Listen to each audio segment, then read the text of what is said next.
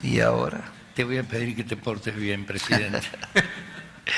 Sí, Hace algo como la gente.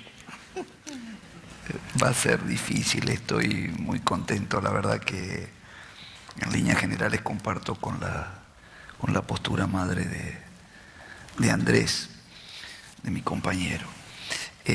Básicamente yo quiero felicitar, esto no es una felicitación formal, sino que va a ser dogmática y es como una especie de mapa conceptual, de un punto de arranque. Quiero felicitar al hilo conductor, propuesto por los directores académicos, por los organizadores. Si yo dijera ese hilo conductor está Estado constitucional de derecho, derechos fundamentales, núcleo mínimo o existencial, recursos presupuestarios, efectividad y después división de poderes.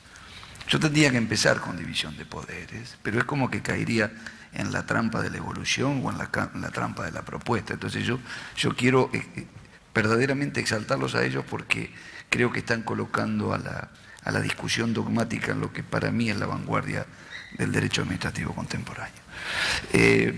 Yo digo que nos enfrenta a un nuevo y gran desafío. Esto se infiere de distinto. Si vemos las palabras del vicepresidente Ocampo, él nos habló de la dimensión del tiempo y que el tiempo ha cambiado. Hay una percepción social, digamos, hay una realidad social de la sociedad de la información y del conocimiento que exige, no es más como antes. La sociedad nos está pidiendo otra cosa. Carlos Balbín, el presidente, recurre, como siempre, Carlos, después de presentarlo, que fue un orgullo como lo presentó, lo digo como ciudadano y como hombre del derecho, como lo presentó el profesor Ferrajoli. Pero él cerró con la literatura, con un cuento, y habló de que el tiempo no puede ser medido de formas normales, que también puede ser medido por el olfato. Yo creo que puede ser percibido por distintos sentidos, por el olfato, por la piel, los tiempos, las presiones, los silencios son por allí monstruosos. Y si nosotros nos detenemos en nuestra sociedad organizada, debemos saber que en esta sociedad de la información y del conocimiento y en un escenario como América Latina, con un alto grado de inclusión social, nos puede llegar a pasar como aquella famosa canción de Sui Generis, que algún día llegaron ellos, gerente brutal, sin corazón. Yo creo que estas necesidades de ser parte ciudadanos, de ser parte de un sector público, de haber sido educados en colegios públicos, en primarias, secundarias, nos hace corresponsables de un proceso de co-construcción social, de que somos parte directa y responsable. En el planteo del primer panel yo no quiero retomar muchas cosas, pero la pregunta que estaba condicionada por el grupo técnico y por académico, si ese núcleo mínimo o existencial era extensible a otros derechos económicos, sociales o culturales y otros. Y creo que allí es donde está el corazón de nuestro tema. Y también voy a adelantar, aunque no corresponda desde el punto de vista sistémico. Yo dije que coincidía con Andrés, porque es como que estamos cayendo en la trampa de nuestras propias construcciones y de nuestras propias categorías. Estamos allí debatiendo si es Estado de Derecho constitucional, si funcionan, si son mandatos de optimización, si los principios funcionan como las reglas, cómo funciona la división de poderes, cómo funciona, y entonces el principio de legalidad y el acto administrativo como categoría jurídica. Estamos razonando de alguna manera cuando en realidad quizás estamos dejando en ese proceso de evolución en un tema como el juego de la silla, ya voy a volver, con el que se quedó parado. Porque si no fuera por Andrés, el que se quedó parado es el juez. Y es él el que estamos discutiendo si tiene legitimación democrática, si no tiene legitimación democrática, que hasta dónde le llegan los poderes en los casos estructurales, si puede meterse en las políticas públicas, si no puede meterse. Pero nos quedamos todos cómodos, estamos todos sentaditos, entonces es un problema del ejercicio de la función jurisdiccional sobre la base de un modelo de Estado constitucional de derecho. Me parece que no es así. Más allá de que esto lo recibo como ciudadano, como hombre del derecho, con la mayor alegría, y comparto los roles de los jueces en estos casos estructurales. Los comparto y los respeto y hasta casi le diría los admiro. Pero me parece que el desafío del siglo XXI en estos términos para el derecho administrativo no está por allí, se nos está escapando el gato, no le podemos poner el cascabel. El desafío es la transformación de la administración pública en el siglo XXI. Si hablamos de efectividad de derechos de derechos humanos o fundamentales y en derechos económicos, sociales y culturales.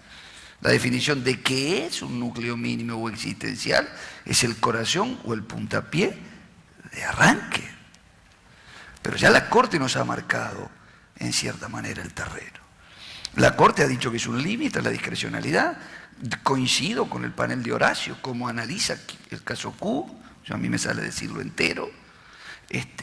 Coincido como lo trata a la Corte en el caso Q, como límite a la discrecionalidad, que es un derecho de operatividad derivada, que necesita de leyes o de actos de poderes públicos para que lleven a la efectividad de esos derechos fundamentales y que no hay razones de presupuestos inelásticos cuando se trata de la afectación de un núcleo mínimo existencial por abajo del cual no se puede calificar siquiera como persona y le da la validez de norma o de sistema jurídico a las observaciones generales del Comité Internacional, del Pacto Internacional de Derechos Económicos, Sociales y Culturales. Fuentes jurídicas, observaciones generales de amplio porte que se expiden sobre los distintos derechos económicos sociales y los núcleos mínimos existenciales.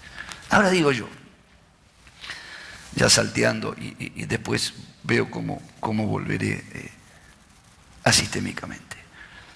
¿Qué pasaba si en Kíbet Castro, o en Q, perdón, si en Kíbet Castro el sujeto pasivo demandado no era solamente la ciudad autónoma, sino que era la provincia de Buenos Aires, supongamos, porque el padre de la criatura vivía en provincia de Buenos Aires, hablemos en vía de hipótesis, ¿no?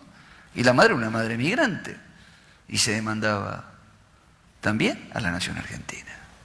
Entonces, supongamos o traslademos ese caso a una pequeña provincia y a una pequeña localidad de una provincia argentina. Yo lo he dicho en este congreso, por eso lo felicité al procurador Contegrán, pero lo felicité porque me sentí bien cuando dijo que hizo extensión y que citaron al gobierno nacional en los casos de Ciudad Autónoma de Buenos Aires. A ver, el excluido social, los problemas de seguridad social, la situación de vivienda, cualquier derecho económico social que se nos pase como ciudadanos, ¿de quién es responsabilidad? ¿No es una consecuencia negativa de un plan político de gobierno del que todos los argentinos somos responsables?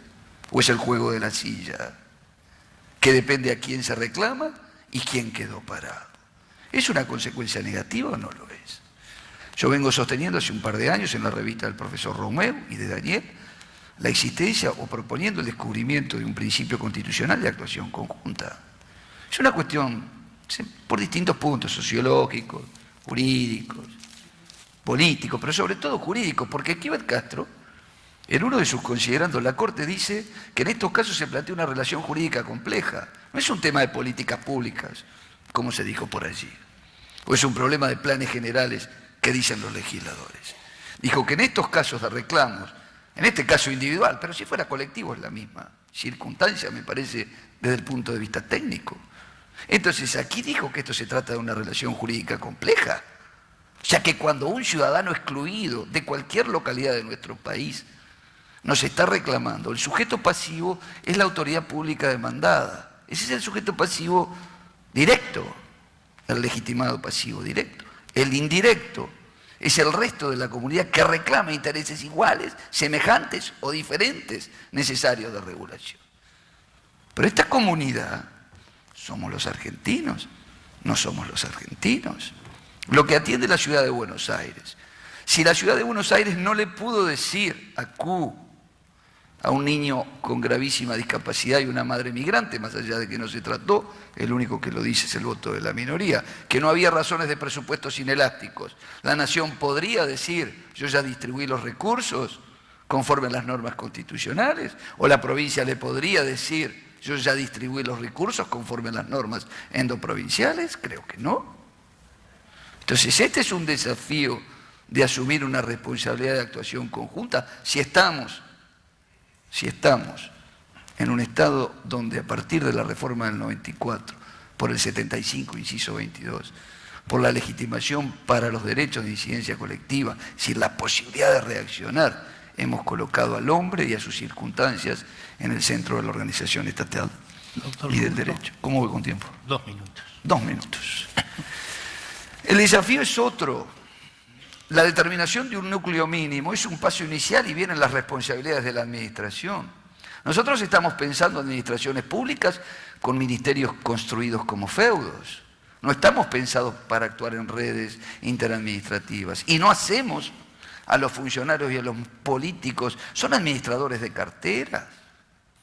No son responsables de políticas públicas. Podemos seguir con un esquema de administración estructurada, cerrada, vertical, donde las políticas públicas quedan difuminadas en organizaciones ministeriales. El gobierno electrónico, la actuación conjunta, el gobierno abierto, la participación con la sociedad, el método, como se plantea en la ciencia de la educación, la profesora Weibrodt, yo lo digo, para la inclusión social, es un método de co-construcción. Es un método de construcción entre todos los actores responsables. Y todos somos sociedad civil, administración pública multinivel, responsabilidades sociales empresarias, abiertos, con pensamientos dinámicos, plurales y complementarios. Estamos viviendo, se trata de orden, desorden, el elogio del movimiento, Balandier, solo te trata de disfrutar y de comprender la realidad y de hacernos responsables de las cosas lindas y de las cosas, de los deberes y de las cargas y de los deberes de solidaridad recíproca como ciudadanos. Nada más, muchas gracias.